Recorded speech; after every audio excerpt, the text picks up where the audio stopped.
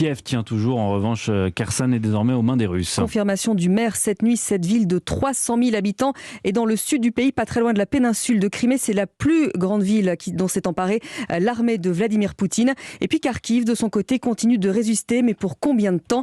La ville est pilonnée constamment par l'artillerie russe. Et pour tenir face à l'armée russe, les Ukrainiens adoptent ce qu'on appelle la stratégie de morcellement. Oui, on va essayer de comprendre de quoi il s'agit. Bonjour Nicolas Toneff. Bonjour. Alors vous êtes l'un des envoyés spéciaux d'Europe 1 en Ukraine et vous avez constaté que pour ralentir l'adversaire, les Ukrainiens improvisaient des checkpoints un peu partout. C'est pour gagner du temps?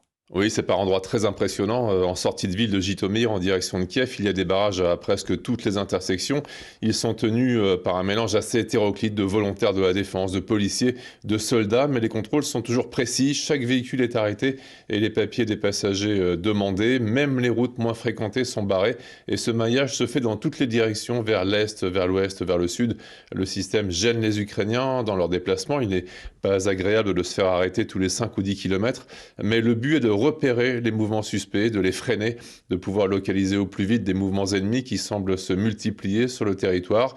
Hier, d'après des militaires ukrainiens qui m'ont empêché de m'y rendre, il y a eu des accrochages avec des hommes, semble-t-il, tchétchènes dans une zone inhabituelle qui donne sur un accès vers Kiev. Et les barrages ont permis, d'une part, d'éviter aux gens de se retrouver dans les combats et d'autre part, de contenir ces combats dans une zone circonscrite. Merci Nicolas Toneff, envoyé spécial d'Europe 1 à Jytomyr. La guerre dure depuis une semaine maintenant et la Russie s'est dit prête à discuter aujourd'hui d'un cessez-le-feu. Des émissaires ukrainiens qui sont en route actuellement pour le Bélarus.